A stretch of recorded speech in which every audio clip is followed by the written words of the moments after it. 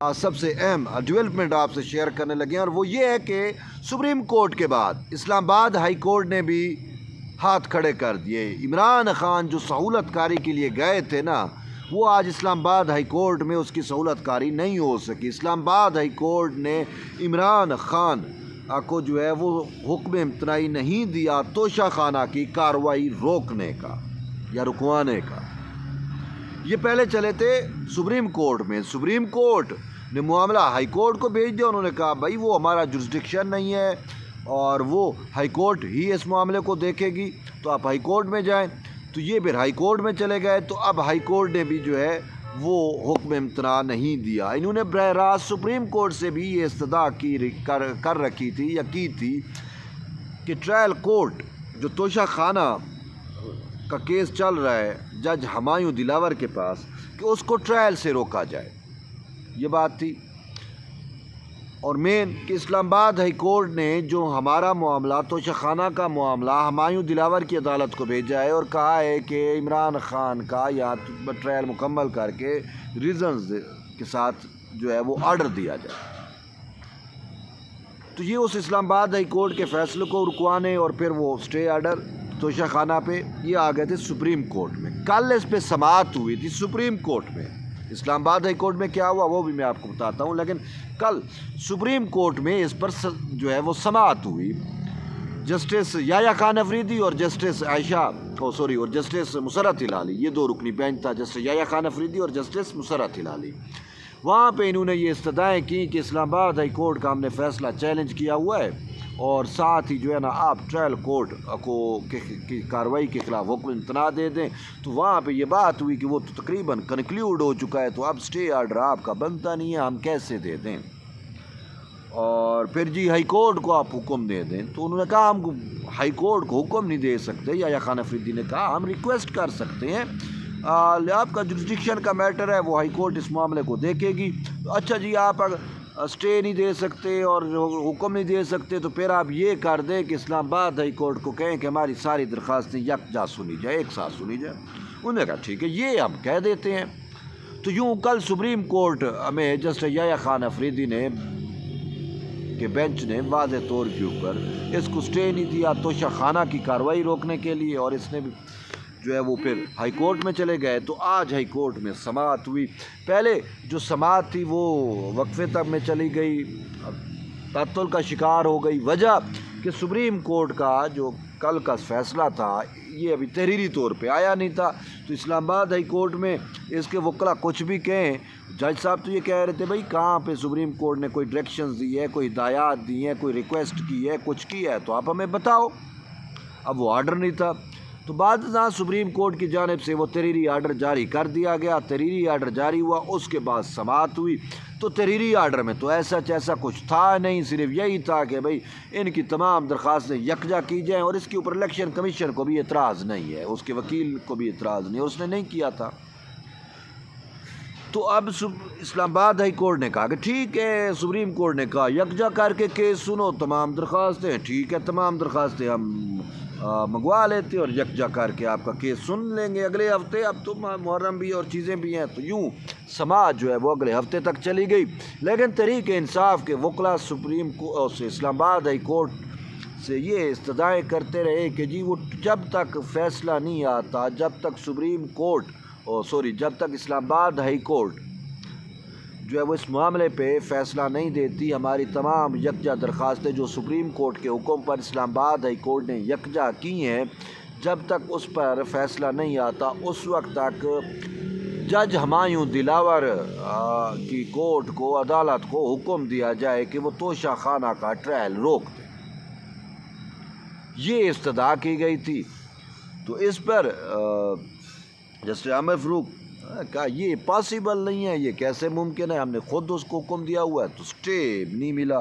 خان صاحب کو مایوسی ہو گئی۔ پھر انڈیویجول ایک کچھ اور ان کی استدعائیں تھیں کہ جی آپ کہیں ان کو ایک اور بھی جو کیس چل رہا ہے جس میں عمران خان کا اور وہ جیل اس والا نکاح نامے والا بھی اور وہ سارے میٹر جو دیگر ہیں کہ وہ بھی جو ہے نا وہ جیسے توشہ خانہ کا وہ ٹرائل جوڈیشل کمپلیکس میں ہوتا ہے تو اس کو بھی وہ جوڈیشل کمپلیکس میں منتقل کیے جائے. ہمارے بھی جتنے بھی کیسز ٹرائل کورٹس میں ہیں تو اس پہ جج صاحب نے کہا کہ یہ بھی میرا اختیار نہیں ہے, آپ یہ کر سکتے ہیں کہ جو کمشنر اسلام آباد ہے اس کو درخواست دیں اور اس کو کہیں جو بھی آپ کا مدعا ہے ہم اس پہ کوئی حکم نہیں دے سکتے. تو یوں مین چیز یہ ہے کہ جو ان کو تھا کل سے سپریم کورٹ کے فیصلے کو بھی چونکہ وہ ریٹرن نہیں تھا تو رانگ انٹرپریٹیشن کی جا رہی تھی, اس کو غلط پورٹرے کیا جا رہا تھا. آج اسلام آباد ہائی کورٹ نے اس کو کلیریفائی کر بھی دیا اور اسلام آباد ہائی کورٹ نے اس کے حکم کے مطابق تمام درخواستوں کو یکجا بھی کر دیا. اب اگلے ہفتے سماعت ہونی ہے. لیکن اسی اسنا میں ایک اہم چیز یہ بھی میں آپ کو بتاتا چلوں کہ تحریک انصاف کے وکلاء کی جانب سے جو ہے وہ ایک درخواست جج ہمایوں دلاور جو ہے وہ جو توشہ خانہ والا جو جج ہے جو سماعت کر رہا ہے اس کے خلاف بھی تھی کہ جی وہ جو ہے کسی دور میں سوشل میڈیا اور خاص کر فیس بک استعمال کرتا تھا تو اس نے عمران خان کے خلاف کوئی پوسٹیں کی ہوئی ہیں, کچھ ایسا ہے وہ فلاں بل بلا جو بھی ان کا مدعا تھا اس جج کے خلاف. تو انہوں نے کہا کہ کوئی مسئلہ نہیں ہے, یہ بھی ہم دیکھ لیتے ہیں. اس پہ پھر وہ جو ان کی پوسٹیں تھیں یا جو پیج کا معاملہ تھا یا اس کے پرسنل جج صاحب کے اکاؤنٹ کا معاملہ تھا وہ پھر اسلام آباد ہائی کورٹ نے بھیج دیا ہے ایف آئی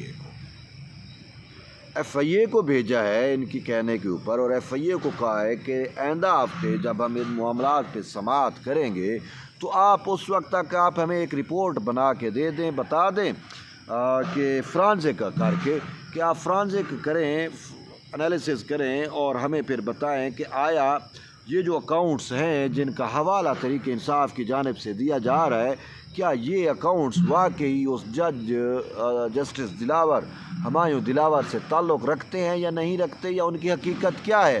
اور تاکہ یہ تو پراپیگنڈا چیزیں چلتی ہیں, لوگوں کے نام پہ جیلی اکاؤنٹس بن جاتے ہیں, تو آپ بتائیں. تو پھر اس پہ جو ہے مدعا یہ اختیار کیا جاتا ہے کہ بھائی کہ ان کو کہا کہ آپ نے رپورٹس دینی ہے. تو یوں مین مدعا یہ ہے کہ اب ایف آئی اے جو ہے وہ آئندہ ہفتے جو ہے وہ اسلام آباد ہائی کورٹ میں اب یہ رپورٹ دے گی, اور جس سے یہ ثابت ہوگا کہ آیا وہ اکاؤنٹس جج ہمایوں دلاور کے ہیں یا نہیں ہیں, کسی اور کے ہیں, کیا کچھ ہوتا رہا کس طریقے سے.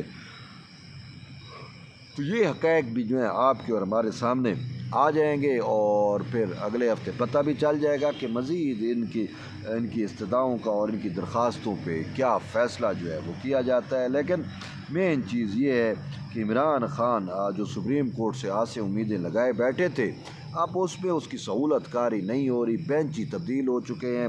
یحییٰ خان افریدی جو ہیں آج کل چونکہ باقی ججز چھٹیاں پہ ہیں تو یحییٰ خان افریدی کو آج بینچ دیے جا رہے ہیں, اور اس میں ہمیں وجہ ریزن جو ہے وہ سمجھ یہ آ رہی ہے کہ شاید جو چیف جسٹس عمر عطا بندیال ہیں ان کے اوپر آلریڈی اتنا چیزیں لگ چکی ہیں, اور پھر ان کے ساتھ باقی ججز بھی عمران دار ججز. تو اب یہ عمران خان کی سہولت کاری کے کیسز سنیں گے تو مزید گندے ہوں گے.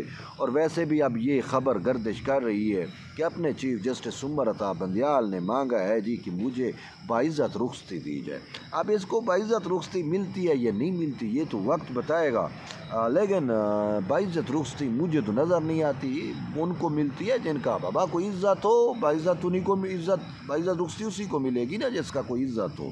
اب یہ تو میں نہیں کہہ رہا چیف جسٹس کا عمر عطا بندیال کا, لیکن عمر عطا بندیال کے بارے میں جو تاثرات ہیں وہ خود بندیال صاحب نے قائم کی ہیں نا کہ عمران خان کی جو سہولت کاری, ایکسٹرا سہولت کاری, پھر اس کی ساسو ماں کے معاملات, پھر پارلیمان کو لیٹ ڈاؤن کرنا, پھر پارلیمان کے سپر میسی پہ جو ہے وہ سوالات کھڑے کرنا. تو یہ وہ بہت ساری ایسی چیزیں ہیں جس سے اب یہ ہے ہمیں نظر آ رہا ہے کہ ان کو باعزت رخصتی ملنے سے اب رہی. بے شک اب یہ توبہ طیب ہو جائے عمران خان کی سہولت کاری سے بھی تو باعزت رخصتی تو ملنے سے رہی. اور باقی بھی اب ان کا ٹائم کتنا رہ گیا, یہ اگست تقریباً اب لگنے کو ہے اور سپتمبر یہ بس ختم. سوا مہینہ بامشکل ہی بنتا ہے, سوا مہینہ یہ چلا جائے گا, ماضی کا حصہ بن جائے گا. بلکہ وہ دوست ہمارے کہتے ہیں کہ تاریخ کے کوڑا دان میں چلا جائے گا۔ تو بہرحال آپ جڑے رہیے طیب بلوچ کے ساتھ، ملتے ہیں ایک نئی ویڈیو میں، تب تک کے لیے اجازت دیں، اللہ حافظ۔